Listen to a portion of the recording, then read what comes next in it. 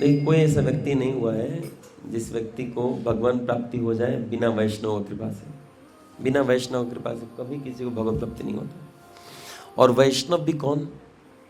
हर लाल कपड़ाधारी वैष्णव नहीं हो जाता, या हर कोई व्यक्ति जो 20-30 साल से भजन कर रहा है वो वैष्णव नहीं हो जाता है। तो वैष्णव कौन? कैसे पता करेंगे वैष्णव कौन? वैष्णव वही है जो 3 चीज से मुक्त है, जो पूजा लाभ प्रतिष्ठा का उसको तनिक भी इच्छा नहीं है। कनक कामिनी प्रतिष्ठा छाड़िया, सही तो वैष्णव। हमें देखना है कि हमें इन तीनों में से किसी एक का इच्छा है क्या? कनक का। देखिए, कनक रखना, पैसा रखना, उसका इच्छा रखना 2 अलग चीज होती है। जैसे मैंने अपने दादाजी को देखा है, दादाजी रिटायरमेंट के बाद उनको कुछ पैसा मिला था, तो एक वीआईपी में रखा करते थे और रोज सुबह उठ के उसको गिना करते थे थूक लगा लगा के। तो मैं अपने दादाजी से पूछा करता, दादाजी आज पैसा बढ़ गया क्या, ऐसा पूछता था।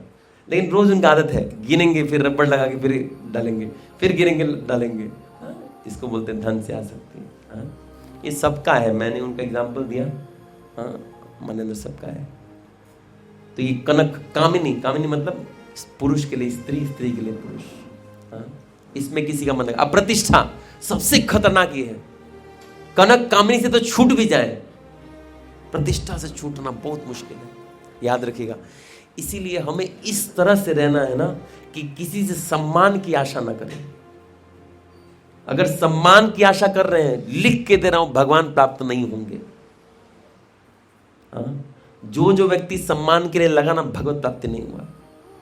और जो व्यक्ति भगवान के लिए सब छोड़ दे के जो करना है कीजिए, उसको सब प्राप्त हो।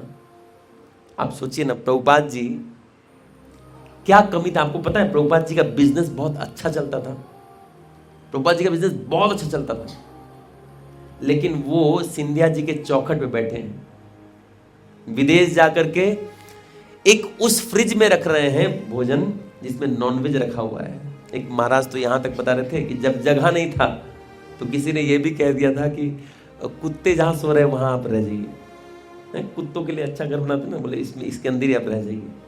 अब सोचिए, बाप रे, जो भगवान को भगवत प्राप्त संत, क्या मान का इच्छा, क्या सम्मान का इच्छा, कुछ नहीं। ये होते हैं संत। ये देखिए, अगर वैष्णव बनना है ना तो ये छोड़ना पड़ेगा, ये सम्मान का इच्छा छोड़ना पड़ेगा। आपका गलती हो ना हो माफी मांग लेना पड़ेगा। जिस व्यक्ति के हृदय में सम्मान का इच्छा है, जो व्यक्ति ऑफेंड हो जाते हैं, उन्होंने मेरे को ऐसा बोला, ये माता जी से मैं ऑफेंड लूंगा, ये प्रभु जी से मैं खराब पाके बैठी हूँ, वो वैष्णव नहीं है, वो अपना और पतन कर रहे हैं। किसी से मन मुटाव कर ली, इन्होंने मुझे ऐसा बोला तो इनसे मन मुटाव कर लेना, ये हमें नीचे गिराएगा, ऊपर नहीं उठाएगा। ये सबसे बड़ा बाधा है। कोई व्यक्ति अगर ये सम्मान का भावना छोड़ दे और हर जीव को सम्मान देना शुरू कर दे, उसको बहुत जल्दी भगवान का नाम जब अपने आप बढ़िया होने लगे। ये कनक कामिनी प्रतिष्ठा ऐसे ही चला जाएगा, ये बहुत मुश्किल नहीं है। देखिए, पैसा सब लोग छोड़ देते हैं। देखिए, जो लाल कपड़ाधारी भी है ना, पैसा छोड़ देते हैं, कनक कामिनी छोड़ दिया, प्रतिष्ठा नहीं छोड़ पाते, प्रतिष्ठाएं फंस जाते हैं। और ये जो छोड़ दिया वही वैष्णव है। देखिए, ऑनलाइन भी आजकल दिखता है कि एक सन्यासी दूसरे सन्यासी को बोल रहे हैं। क्यों बोल रहे हैं? जिनको प्रतिष्ठा का इच्छा कहीं मन में आ गया, क्योंकि बहुत देरी से जाता है, सबसे लास्ट में प्रतिष्ठा का इच्छा जाता है, तो थोड़ा बहुत आ गया होगा भावना। लेकिन जो एकदम शुद्ध संत है, जैसे प्रेमानंद जी महाराज, प्रभुपाद को किसी ने चाकू मारा था एक बार, प्रभुपाद जी ऑफेंड नहीं हुए। गुरु महाराज को भी किसी ने एक बार गले में चाकू मार दिया था, प्रभुपाद जी गुरु महाराज ऑफेंड नहीं हुए। एक बार क्या हुआ पता नहीं, किसी एक मंदिर में ऐसा कुछ हुआ कि कुछ गुंडे इस्कॉन के भक्तों को परेशान कर रहे थे। तो गुरु महाराज वहां पहुंचे। अब पहुंचने के बाद उनको बोला गया कि गुरु महाराज ऐसा ऐसा हमारा गुंडे परेशान कर रहे थे। उन्होंने बोला पुलिस को खबर दियो। बोले पुलिस को खबर दिए, पुलिस को वो गुंडे लोग पैसा खिला दिए हैं, तो पुलिस लोग उन्हीं का सपोर्ट कर रहे हैं। तो गुरु महाराज बहुत गुस्सा हो गए, बोले क्या, ले चलो मेरे को पुलिस के पास। तो उनको लगा गुरु महाराज कहीं लाठी उठी से मार देंगे, इनको जेल में बंद कर दिया गया। तो बोले आप मत जाइए गुरु महाराज, मैं मारता हूं उसको। बोले नहीं, मारने का छोड़ो, लेके चलो वहां पे। बहुत गुस्से में थे। अच्छा, जैसे ही वो पुलिस थाना में घुसे ना, पता नहीं गुरु महाराज के मन में क्या आया, कुछ नहीं बोले, सीधा साष्टांग दंडवत दे दिए पुलिस को, पांव पकड़ लिए। बोले मेरे शिष्यों ने आपको क्या बिगाड़ा है कि आप इनके साथ ऐसा व्यवहार कर रहे हैं, आपसे अनुरोध है ऐसा मत कीजिए। हाँ, बोला अरे सन्यासी महाराज आप मेरा पैर क्यों पकड़ रहे हो? नहीं, छोड़ दीजिए। बोले नहीं नहीं, आप जब तक ये मुझे प्रतिज्ञा नहीं देते हो कि आप मेरे शिष्यों को कुछ नहीं करोगे तब तक मैं नहीं छोड़ूंगा। बोले अरे कुछ नहीं करूंगा, वादा करता हूं। छुड़वा दिया, और उसके बाद से फिर दिक्कत नहीं हुआ। तो देखिए इतने बड़े अच्छा, शिष्यों के सामने प्रणाम कर रहे हैं, शिष्यों के सामने प्रणाम कर रहे हैं। अपने शिष्यों के सामने किसी के पास झुक जाना। अब देखिए थोड़ा, अगर किसी को ना एक सीनियर डिवोटी हो, उसको थोड़ा उसके जूनियर के सामने डांट दीजिए, बुरा लगने लगता है। बोलते इसके सामने क्यों बोल दिए, ऐसे बोलते हैं ना। हाँ, यही तो फंस गए हैं। याद रखिए भक्ति में दो चीज बहुत जरूरत है, पहला श्रद्धा और दूसरा अहंकार युक्त होना। श्रद्धा से भगवान का संगम होगा। अगर श्रद्धा है तो भजन काम करेगा। जिसका श्रद्धा नहीं है वो 64 माला कर ले, भगवान के पास ज्यादा जल्दी पहुंच नहीं पाएगा, बहुत टाइम लगेगा उसको। इसलिए देखिए कि हम भगवान पे निर्भर हैं, हम भगवान पे निर्भर हैं। कुछ हो जाए ठाकुर जी देखेंगे, ठाकुर जी ये आए हमारे अंदर। जब ऐसा होगा तब हम आगे बढ़ सकते हैं। मैं आज ही सुबह बता रहा था संत गया प्रसाद जी के बारे में। ऐसे विरक्त संत हुए, गृहस्थ थे, 45 की आयु में सोचे कि नहीं अब वानप्रस्थ ले लेंगे। पैसा जुटाए, पत्नी को दिया। मैंने बताया था पहले के लेक्चर में कि वानप्रस्थ क्या होता है, पैसा जुटा कर पत्नी के हाथ में दे दीजिए। अब उसमें दो ऑप्शन पूछना पड़ता है, पत्नी को बोलना पड़ता है देखो मैं तो विरक्त हो रहा हूँ, आप चाहे तो साथ में चलो, आप चाहे तो बच्चों के देखभाल में। ये पत्नी का डिजायर है। पत्नी बोलेगी नहीं नहीं आप जहाँ जाएंगे मैं जाऊँगा, तो पत्नी को लेके जाना है। हाँ, कितनी पत्नी का दायित्व है। और अगर पत्नी बोलते नहीं आपका काम हो गया आप जाइए, तो पत्नी को बच्चों के हिसाब से छोड़ देना है। हाँ? जैसे प्रभुपाद जी के जो वाइफ थी वो वैसी थी, आप जाइए, चाय होने से ही हो गया, मुझे बच्चे भी नहीं चाहिए। बोले आपको चाय चाहिए ना, मैं चाहिए चाय। हाँ? तो कुछ पत्नी ऐसी भी होती हैं दुर्भाग्यहीन। तो ये ऑप्शन रहता है। तो गया प्रसाद जी ने भी अपनी पत्नी को बोला कि देखिए आपको चलना है क्या, तो बोले नहीं मैं तो बच्चों के साथ ले रहा हूँ, तो छोड़ दिए। 45 की आयु में छोड़ दिया। और कभी कभी देखिए हम लोग का ऐसा नहीं, हम लोग को लगता है 60 में रिटायर होना है। आप सोचिए गवर्नमेंट आपको कब छोड़ रहा है, जब आप किसी काम के लायक नहीं है। मैं सोच रहा था रिटायर्ड मतलब क्या हो, रिटायर्ड, टायर्ड मतलब थक गया है, थकेला जीव है। अब देखिए रिटायर्ड लोग ना हमेशा ऐसे सोते रहेंगे मुंह खोल के। मैं किसी रिटायर्ड को ऑफेंड नहीं कर रहा हूं, मैं बोल रहा हूं कि रिटायरमेंट में पूरा थक जाता है आदमी और सोच रहा है रिटायरमेंट के बाद भजन करेंगे। कैसे होगा? अरे तू सर जड़ जगतिक काम में नहीं तेरा मन लगेगा। हाँ, उस बंदे का जड़ जगतिक काम में मन लगेगा, वो स्पिरिचुअल काम कैसे करेगा? इसलिए हमेशा याद रखिए जो यंग हैं उनको सोचिए कि हमको पहले ही रिटायर हो जाना है।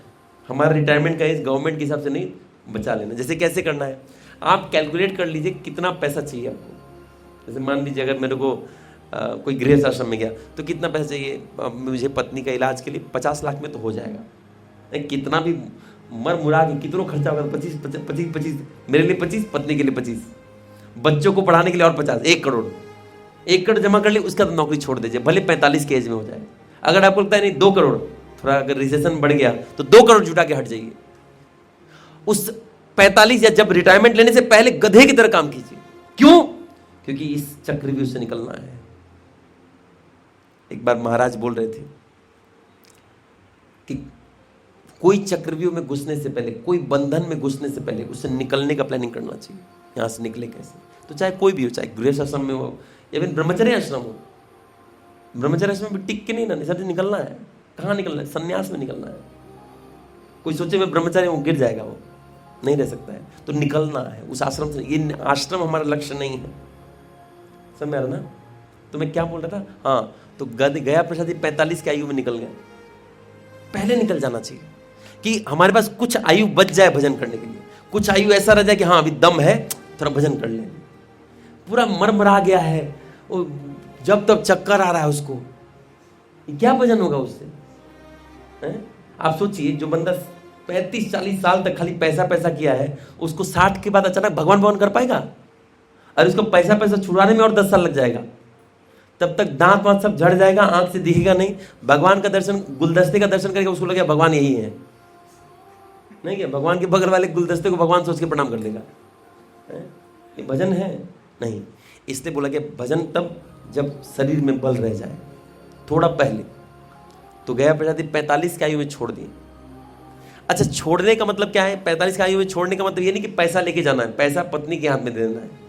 वानप्रस्थ के बाद, वानप्रस्थ से पहले आप अपने हाथ में भी रह सकते हैं, कोई दिक्कत नहीं है, लेकिन वानप्रस्थ के बाद पत्नी के हाथ में देना है, विदाउट एनी डाउट। जब आप सब छोड़ छाड़ दिए, कुछ पत्नी लोगों को खराब भी लग सकता है, अरे भाई मैं ऐसे हस्बैंड का छुड़वा रहा है। छुड़वाएंगे, जो करना है कर लीजिए, यही शास्त्र बोल रहा है, यही सत्य है। और अगर हमको भी जाना होगा हम यही करेंगे, जिसको भी जाना हम उसको यही बोलेंगे। एक बार एक गृहस्थ भक्त के पास गए थे, वो बोले प्रभु भागवतम पे कुछ बोलिए। मैं बोला माता जी मैं बोलूँगा, आपको बुरा लग जाएगा, तो हमसे ना ही बोलो, ये तो अच्छा है। बोल ना अपनी वैष्णव अपनी बोलूँ ना। तो मैं देखा कि उनके मतलब आप मत सोचिए कि मैं बोआएगा कहीं बात करूँ, कहीं भी थे। तो उनके हस्बैंड तो 70 साल के थे, अभी भी काम कर रहे थे, प्राइवेट में कुछ करते थे। मैं बोला दोनों में से कोई भगवत हम नहीं जाए, दोनों कनिष्ठ अधिकारी हैं, यहीं से शुरू किया था। माता जी बोले प्रभु की जे बोलছেন, আমি ভাবছিলাম আমি মধ্যম হয়ে গেছি, उत्तम हो যাব কিছু দিনে। बोले मैं अपनी कोनो जगह जाननी, कहीं नहीं गए आप, रेदर नर्क जाने का प्लानिंग चल रहा है। और उनका बेटा बगल में बैठा था, बोले आपको लग रहा है ये कल्याण करेगा? ये धूर्त, अरे इसको आपको छोड़ना चाहिए, आप जाइए भजन कीजिए। सच्चाई बताना है, सच्चाई बताना है। जीवन का लक्ष्य भगवत प्राप्ति होना चाहिए। ये बच्चे को भी समझना है कि पिताजी को नौकरी छुड़वाए, ये नहीं कि पिताजी करिए। ये बात समझिए। मैं कलकत्ता में था उस समय, मैं बोला प्रभु जी ये अच्छी बात नहीं है, आप मत आशा कीजिएगा आपका बेटा आपका रक्षा करे। जब तक आप कमा रहे हैं आपको तक दे रहा है, तो जिस दिन कमाना बंद किया ना आपका इज्जत खत्म। वो बुरा मान के मेरे से जाके कम से कम 20-30 घरों में मेरा निंदा किए थे। तो मैं बोला कि ठीक है, मैं तो ऐसे बोल नहीं रहा था, हमको उंगली करके बुलवाया गया। हम बोले कि हम बोलेंगे वही हार्ड हो सकता है, लेकिन आपका कल्याण का बात बोलूंगा। मैं किसी के साथ भी, हम किसी को यहाँ फॉलोअर बनाने के लिए नहीं बैठे हैं, क्योंकि ऊपर जाके जवाब देना पड़ेगा।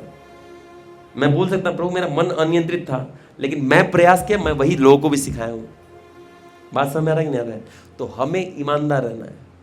हाँ पतित है, लेकिन ये पतन है ये बताना है। मैं जो करूं गलत है ऐसे बताना है, नहीं तो दिक्कत। समझ आ रहा है कि नहीं आ रहा है? तो इसी तरह से अगर हम ये नहीं कर पाते हैं तो हाँ, तो गया प्रसाद जी का 45 साल की आयु में छोड़ दिए। अब कहां से चले गए? गोवर्धन। अब गोवर्धन जाके रोज गोवर्धन परिक्रमा लगाते थे। कैसे पता है? गोवर्धन जी को रोज सोहनी लगाते, मतलब झाड़ू लगाया करते थे। ठीक है, झाड़ू लगाया करते थे। अब जब गोवर्धन जी को झाड़ू लगा रहे ना, झाड़ू लगाते लगाते परिक्रमा करते थे, तो उनका परिक्रमा लगता था कम से कम कितना, मतलब आधा दिन लग जाता था, आधा दिन से ज्यादा ही, 14-15 घंटे झाड़ू लगाते रहे, सोहनी कर रहे हैं। अच्छा, जब सोहनी लगा रहे हैं, झाड़ू लगा रहे हैं, तो जो डंडा सीक रहता था ना, वो टूट जाता था। पूरा 21 किलोमीटर झाड़ू लगाना, समझ रहे हैं आप?